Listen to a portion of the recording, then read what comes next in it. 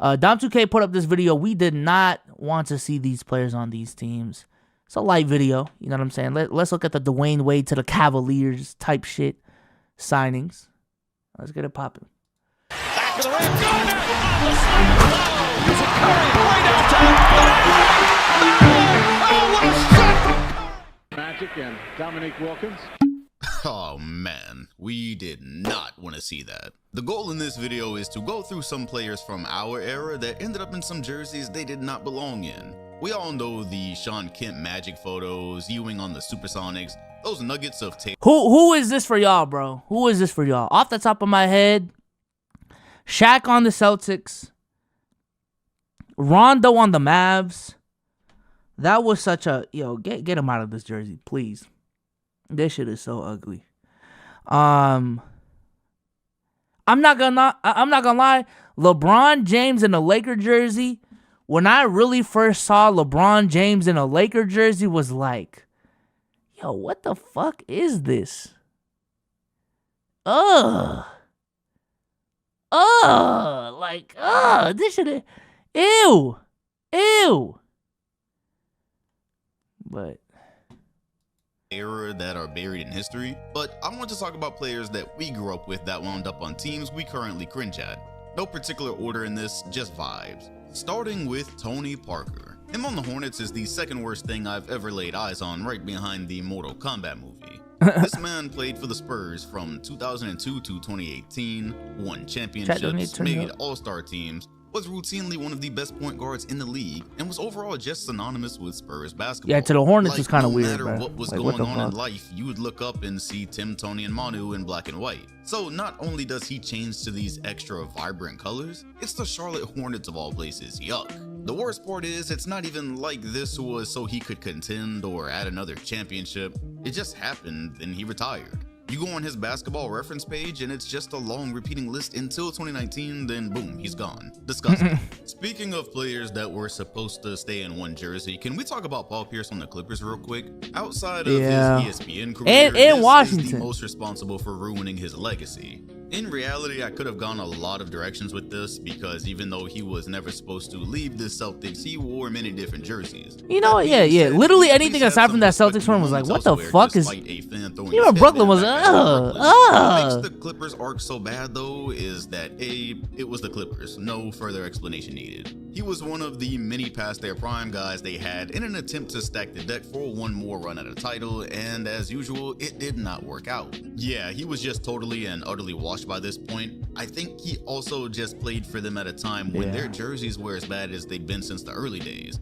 And then that infamous moment where Draymond Green humiliated him. Chasing that farewell tour, they don't love you like that. By 17, by 46. Chat, if there's one like head-ass take I have about the NBA, is definitely like the psychology of marketing and brand awareness. And what I say by that is like that ass, if the Hornets had better jerseys and better branding, I feel like there's some sort of psychology that gives the players confidence and like they actually play better type shit. But because their jerseys are so ass, it's like holding them back. You know what I'm saying? I think the Memphis Grizzlies are like a perfect example of this. And low-key the Warriors too. But like, you know, once they got that branding on point, shit took a turn. I don't know. Definitely have no stats to back it up. But yeah, that's a feeling that I have. 498 victory here in Oakland. The worst part about this was that he was kind of right. You combine this with all the talk about Paul in the recent years, and it just clouds what a great player he actually was. Imagine if his last days would have been him kissing the floor in a Boston jersey. Instead, they were spent on a flailing Clippers squad at the end of the Lob City era. This feels like an appropriate time to talk about Kevin Garnett in Brooklyn. Although he kind of righted this wrong by retiring in Minnesota, him going from reaching the pinnacle of his career in Boston to the bottom of it in Brooklyn was such a stark juxtaposition. You can even see how hard and quickly he fell off just by looking at Basketball Reference. He'd spent the previous 2 years putting together an impressive playoff rising performance against the Heat in 2012, then even making another All-Star team in 2013 despite it looking over for the Celtics. For this reason, when he and Pierce got moved to that Nets core, it seemed like they had a serious contender. Instead, he put up the absolute worst years of his career, looked old and slow, and was missing open layups by the end of it, which is when I knew it was over. It didn't help that he essentially became the go-to big as Brook Lopez missed most of the year. So what was supposed to be one more chance at a championship turned into a lackluster farewell tour, as once again he and Pierce were ousted from the playoffs by LeBron James. And I think the Celtics got out of Paul Pierce and KG at literally the most perfect time. Like dead ass. Like they found a team that was desperate to make a championship contender. By all means possible, fleeced the fuck out of them. And now they ended up with Jaylen Brown and Jason Tatum, which are gonna be carrying them, and low-key have been carrying them for like a 10-year time span. Like, thank God we did that trade. I remember when that trade was announced, and I was like, yeah, no. My 12-year-old ass, no. Not the big three Celtics ending. This is the end of an era. But, like, you know, sometimes you just got to make the right decision, bro. Like, dead ass. And I think them moving away from KG and Paul Pierce was mint looking back at it. yeah, that boring black and white jersey does not help how we remember it. Adam West, I went 1-0. I went 1-0. That were supposed to be helping contending teams. Let's examine Shaq's days in Boston. You know the face of unemployment on Twitter? Shaquille O'Neal and Green is essentially the face of washed that players, shit was weird, or bro. just people past their prime in any profession. That tells you all you need to know about this. However, I do want to point out that despite how it ended, they really did need him. With Kendrick Perkins recovering I think the 2011 Boston Celtics might be the best, just on paper, if everyone was in their prime team, bruh. Them and the 04 Lakers. The 04 Lakers go crazy too. Prime Shaq, Kobe, Gary Payton, and Karl Malone on the same team sounds crazy. But for the 2011 Celtics, prime Rondo, Pierce, Ray, KG, and Shaq sounds crazy. The 2022 Lakers are also up there. They got prime, not prime, but LeBron, AD, who are the Russell Westbrook. Who else did I think Dwight was on that team, right? Dwight was on that team. Rondo wasn't anymore. 2018 Cavs also up there. D Rose, D Wade, LeBron. They had K Love still. Melo, Melo. 2022 Lakers. Hey, this also up there. But yeah, man, 2011 Celtics was from ACL surgery most of on the season. paper, fun An team. actual center-sized player Got the key on was crucial Dooley, to like, extending type shit, Garnett's man. usefulness and the Celtics championship window. For the few games that Shaq did get to play, opponents saw significantly fewer paint touches than they did while he was out. Of course, this does little to change the fact that he looked completely out of shape, just looked flat out wrong in green after building a dynasty in purple and gold, and the experiment failed miserably. It ended with him forcing himself to come back and help out against the Heat in the playoffs, and he literally didn't make it down the floor without getting hurt, which officially sent him into retirement. It was the complete opposite of the graceful exit he deserved, the one that most legends are afforded. Thus, what was actually a serious move that was supposed to have a real impact turned into a meme and a terrible memory. Yeah, I remember this right here. I was just looking at the time. Here we go. I'm Kobe. Left, pump fake. We stared him down Hey! after won that season, and I never realized how wrong this picture looked. Kobe in How a many Lakers rings, jersey, Shaq? still contending How and many competing, rings? scowling at Shaquille Yeah. O'Neal in a Celtics jersey. It feels like one of those things that would have been a random Photoshop of alternate reality if it hadn't have really happened. So if the topic is legends that deserved a graceful exit, we can't not discuss Allen Iverson. To be fair, his last game in the NBA was played with the 76ers, so I guess that softens the blow a little bit. Yet it was an ugly trip to the bottom that included a stop in Memphis of all places. Yes, for 3 underwhelming games, bro was donning this weird combination of colors that I'm sure you could convince a younger fan is Photoshop. The situation is uglier than you think though. Right on brand with the controversy in his career, they parted ways because of his distaste for coming off the bench and the rebuilding project that they were undertaking. He was unhappy with that, and he'd also missed training camp with a partially torn hamstring. Due to these factors, he was almost immediately let go, but funny enough, up until this year, he was the only Memphis Grizzlies player inducted into the Hall of Fame. He's now joined by Pau Gasol. Anyways, we can literally just Damn. pretend this little stint never happened and Damn. nobody's gonna check you about it. Along those same lines, Derrick Rose on the Cleveland Cavaliers. Yeah. The amount of teams that he's played for post-Chicago distracts from This the was fact gross, bro. that with each one, he's had some relatively high points and has been an acceptable role player. Unfortunately, that does not apply to the Cavs stint, he literally and did there's nothing just on so that much team. wrong with it. He looked completely off in those terrible jerseys. He was playing I want to put him in this video, but Isaiah Thomas on the Cavs is also up there for me. That was, yeah. I like literally after that season, I thought Isaiah Thomas was like a 4-lifer for real, but nah. with LeBron, who would have been his sworn rival for years had he stayed healthy. It was around the time we were starting to realize he would never be close to the same player again.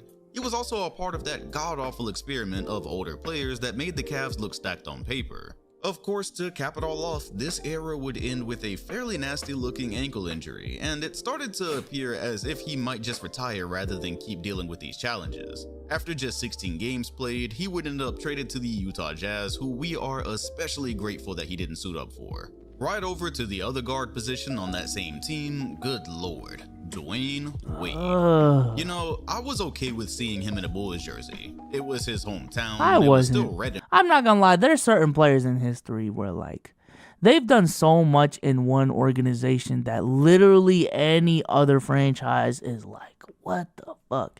When D Wade went to Miami, that was on some 4-lifer shit. You know what I'm saying? Like, nah, bro. D Wade in the Chicago jersey did not look right. They didn't. Again, it's not the worst because again, D Wade is from Chicago, so not the worst pairing in the world. But again, I think there's certain players where like, yo, you have done so much for this one franchise. I cannot see you in another jersey. I think Giannis is one of those players.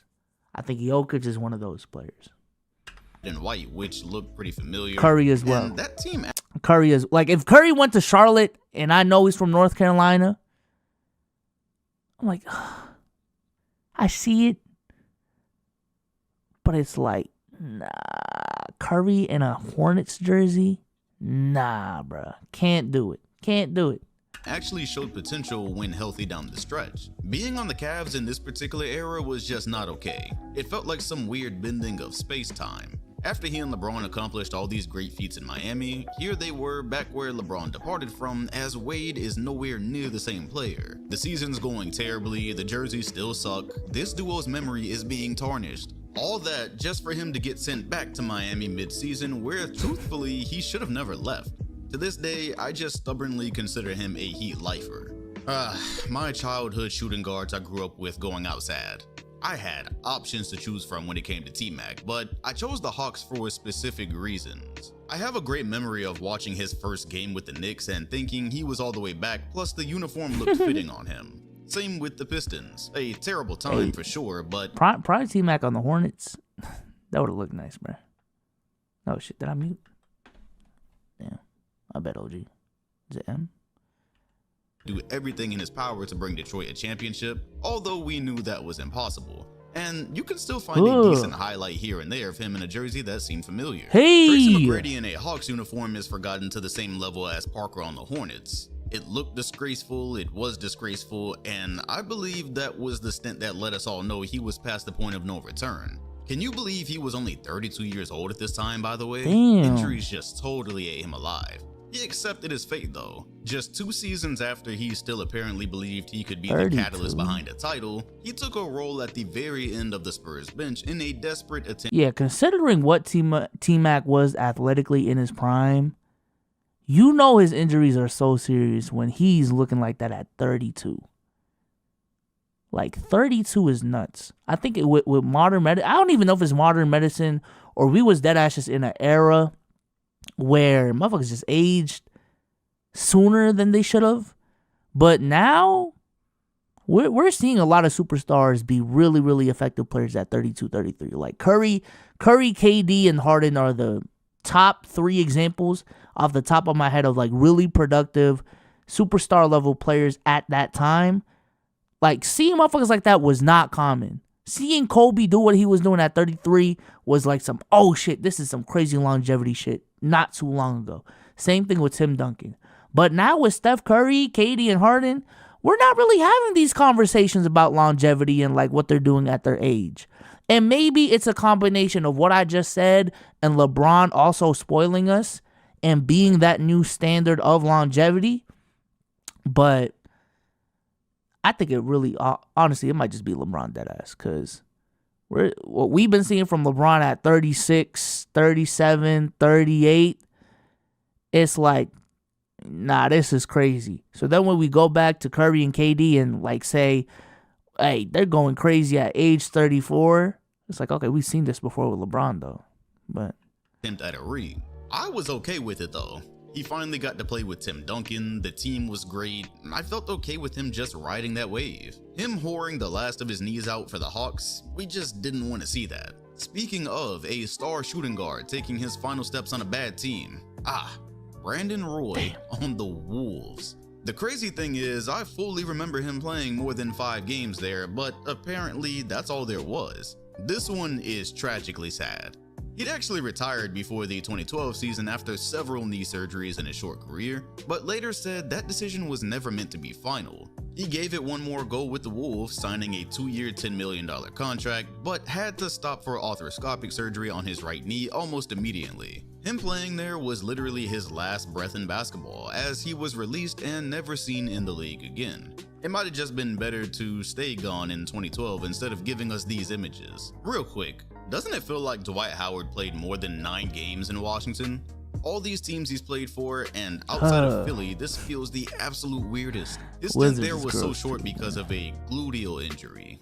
The timing of that was pretty poor, if you remember the stories in 2018. My last honorary mention will be Carmelo Anthony on the Houston Rockets. Those 10 games there were the start of a very turbulent time in his career, as he was essentially used as a scapegoat, released, and couldn't find a job for around a year. It called into question his skill set, career. All in all, it was just a very unceremonious way for a player of his caliber to begin his exit from the league. And yeah, that's all I really have for this list. Steve Nash in LA was one of them. There that I missed, but my goal wasn't to get all of them. It was really just to get the ones that I had something to say about. So if there are some players that you have something to say about where they ended up in a terrible jersey somewhere near the end of their career, put it in the comment section. Also be sure to hit the like button, subscribe, and hit the bell next to. Yeah, I'm not gonna lie. A lot of those Celtics teams were like peak, what the fuck are you doing here? A lot of those Laker teams, again, hey, it's LA. I'm trying to ride it out in the city of sunshine. Those Cavs teams with LeBron was nasty. You know, Isaiah Thomas, what the fuck are you doing there? D Rose, D Wade, what the fuck? You're gonna see a lot of these teams be formed when teams get desperate for a championship and want to go home. And like try to get that one championship run out of these dudes that are looking for a championship and are willing to take a pay cut later on in their career.